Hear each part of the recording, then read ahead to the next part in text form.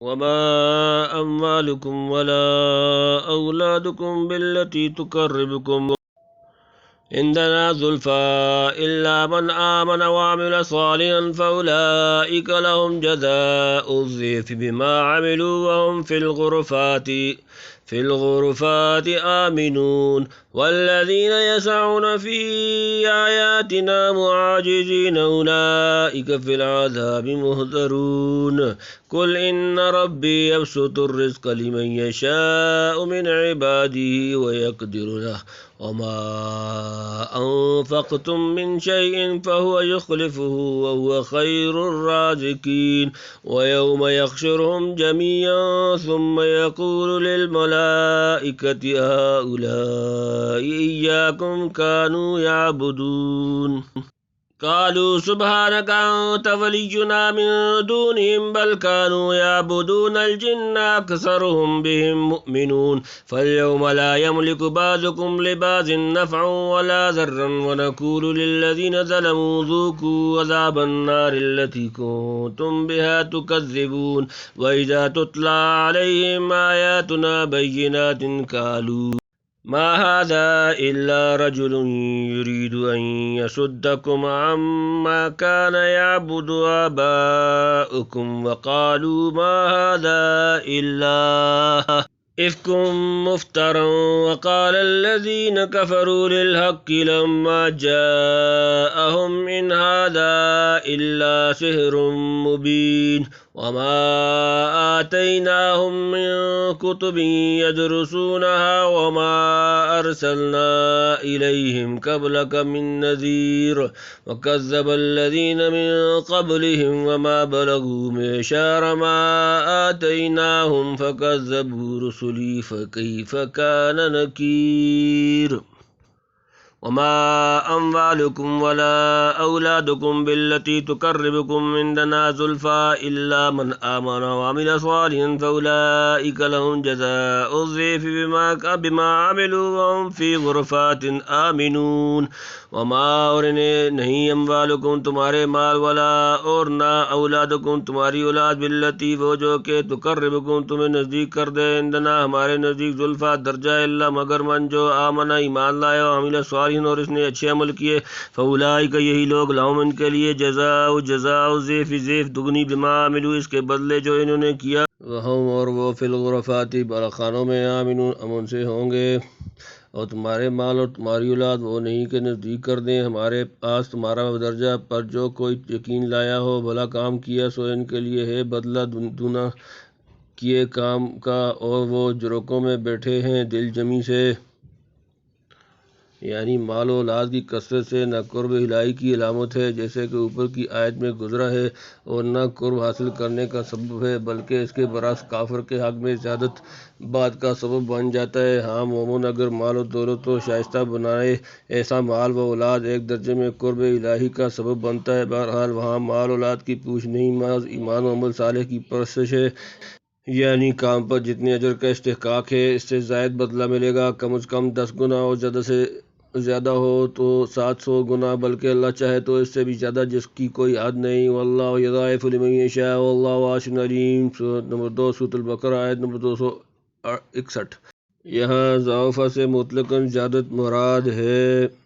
والذین یسعون فی آیاتنا معاجزین اولئک فی العذاب محضرون والذین جو لوگ یسعون کوشش کرتے ہیں فی آیاتنا ہماری آیتوں میں معاجزین عاجز کرنے کے ہرانے والے اولئک یہی لوگ فی العذاب عذاب میں محضرون حاضر کیے جائیں گے اور جو لوگ دوڑتے ہیں ہماری آیتوں کے ہرانے کو وہ عذاب میں پکڑے ہوئے آتے ہیں یعنی جو بدبخت اللہ کی آیات کو رد کرتے اور ان پر طعن کر کے لوگوں کو ادھر سے روکتے ہیں گویا سمجھتے ہیں کہ ہم اللہ و رسول کو ہرا دیں گے وہ سب عذاب میں گرفتار ہو کر حاضر کیے جائیں گے ایک بھی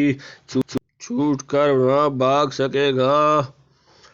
قل ان ربی یبسط الرزق لمن یشاء من عباده ويقدر له وما انفقتم من شيء فهو يخلفه وهو خير الرازقين کل فرما دیں ان بے شک ربی میرا رب یبسط وسیع فرماتا ہے الرزق رزق لمن یشاء جس کے لیے وہ چاہتا ہے من عبادی اپنے بندوں میں سے وہ یقدر و تنگ کر دیتا ہے لہو اس کے لیے وما جو انفقتم تم خرچ کرو گے من شیئن کوئی شے فہوا تو وہ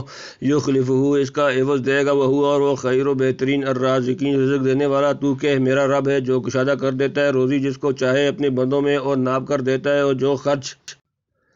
کرتے ہو کچھ چیز وہ اس کا عوض دیتا ہے اور وہ بہتر ہے روزی دینے والا۔ یہ مسلمانوں کو سنایا کہ تم وجود خیر میں خرچ کرتے وقت تنگی اور افلاس سے نہ ڈرنا، خرچ کرنے سے رزق کم نہیں ہو جاتا، جو مقدر ہے پہنچ کر رہے گا۔ اللہ اپنی حکمت سے جس کو جتنا دینا چاہے اس میں تمہارے خرچ کرنے نہ کرنے سے فرق نہیں پڑتا، بلکہ وجود خیر میں خرچ کرنے سے برکت ہوتی ہے اور حق تعالیٰ اس کا عوض دیتا ہے، خواہ مال کی صورت میں یا قناعت و غنائے قلبی کی شکل میں ہو، اور آخرت میں بدلہ ملنا تو یقینی ہے، غرض اس کے ہاں کچھ کمی نہیں۔ مسلمان کو چاہیے کہ اللہ کے ساتھ حسن ظن رکھے اور اس کی مرضی کے سامنے فقر و فاقہ کا اندیشہ دل میں نہ لائے۔ ولا تخشى من ذی العرش اقلالا، تم بھی آیت میں گویا اس طرح بھی اشارہ فرما دیا کہ جس طرح دنیا میں تنگی و فراخی کے اعتبار سے لوگوں کا حال متفاوت ہے، آخر میں بھی باعتبار مراتب ثواب و عذاب کے ایسا ہی تفاوت ہوگا انشاءاللہ۔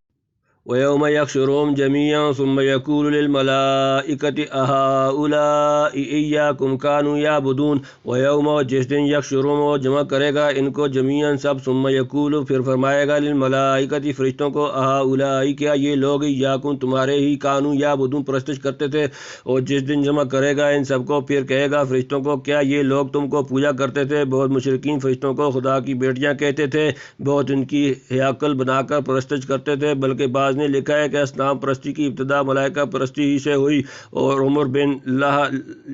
لحیہ رسم کبھی شام سے حجاز میں لایا۔ بہرحال قیامت کے دن کفار کو سنا کر فرشتوں سے سوال کریں گے کہ کیا یہ لوگ تم کو پوچھتے تھے، شاید یہ مطلب ہو کہ تم نے تو ان سے ایسا نہیں کہا، یا تم ان کے فعل سے خوش تو نہیں ہوئے۔ جیسے حضرت مسیح علیہ السلام سے سوال ہوگا انت قلت للناس اتخذونی وأمی الہین من دون اللہ، سورۃ نمبر 5 سورۃ المائدہ آیت نمبر 116، اور سورہ فرقان میں ہے اانتم اضللتم عبادی ہؤلاء،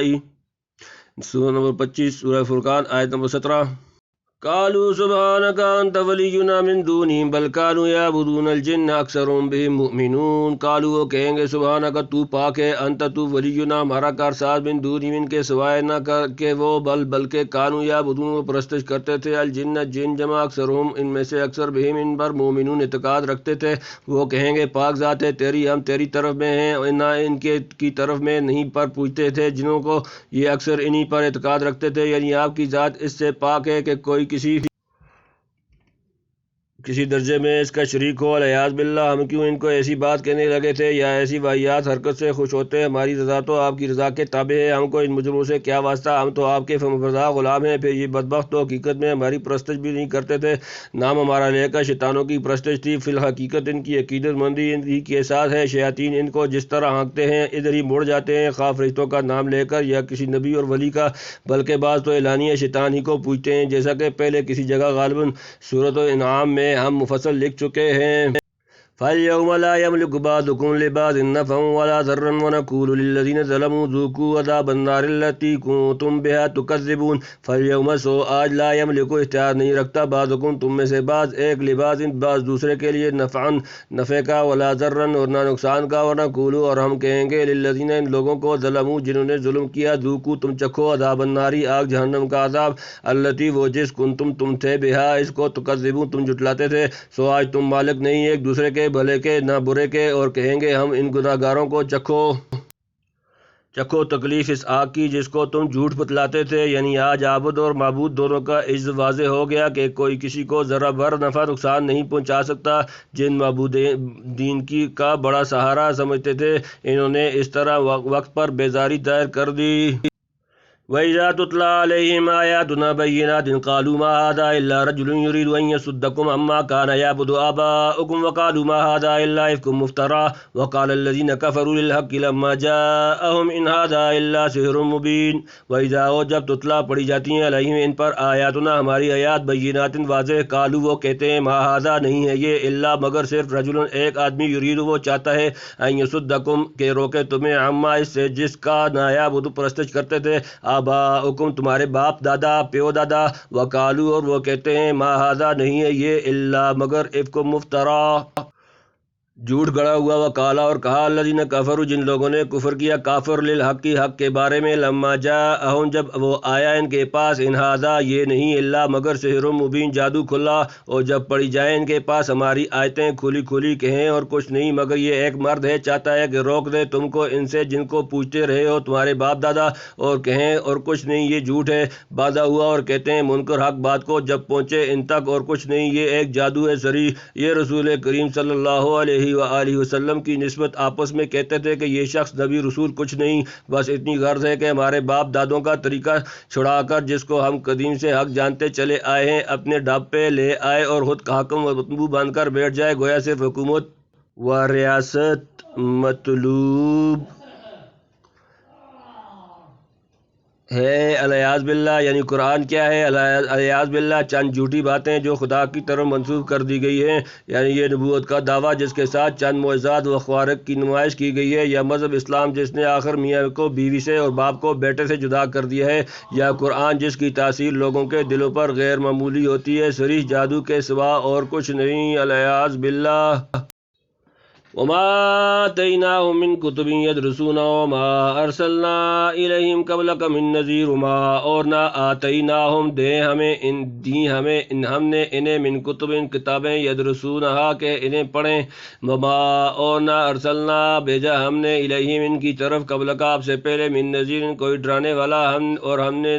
دی نہیں ان کو کچھ کتابیں کے جن کو وہ پڑھتے ہوں اور بھیجا نہیں ان کے پاس تو اس سے پہلے کوئی ڈرانے والا یعنی محض امی تھے نہ کوئی کتاب سماوی ان کے ہاتھ میں تھی نہ اتنی مدت دراز سے کوئی نبی ان میں آیا تھا اللہ تعالیٰ نے ایسا عظیم الشان پیغمبر اور ایسی جلیل القدر کتاب مرحمت فرمائی چاہیے کہ اسے غنیمت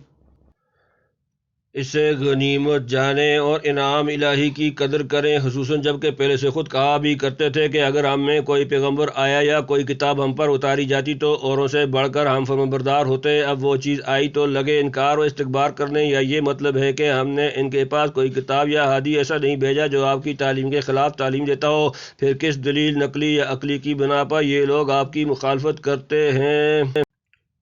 وَكَذَّبَ الَّذِينَ مِن قَبْلِهِمْ وَمَا بَلَغُوا مِعْشَارَ مَا آتَيْنَاهُمْ فَكَذَّبُوا رُسُلِي فَكَيْفَ كَانَ نَكِيرِ وَكَذَّبَ اور جھٹلایا الذین انہوں نے جو من قبلہم ان سے پہلے ما بلغوا اور وہ نہ پہنچے معشارہ 10واں حصہ ما آتَيْنَاهُم جو ہم نے انہیں دیا فَكَذَّبُوا سو انہوں نے جھٹلایا رسولی میرے رسولوں کو فَكَيْفَ تو کیسا کانا ہوا نکیر میرا عذاب اور جھٹلایا ہے ان سے اگلوں نے اور یہ نہیں پہنچے 10ویں حصے کو اس کے جو ہم نے ان کو دیا تھا پھر جھٹلایا انہوں نے میرے بھیجے ہوئوں کو تو کیسا ہوا انکار میرا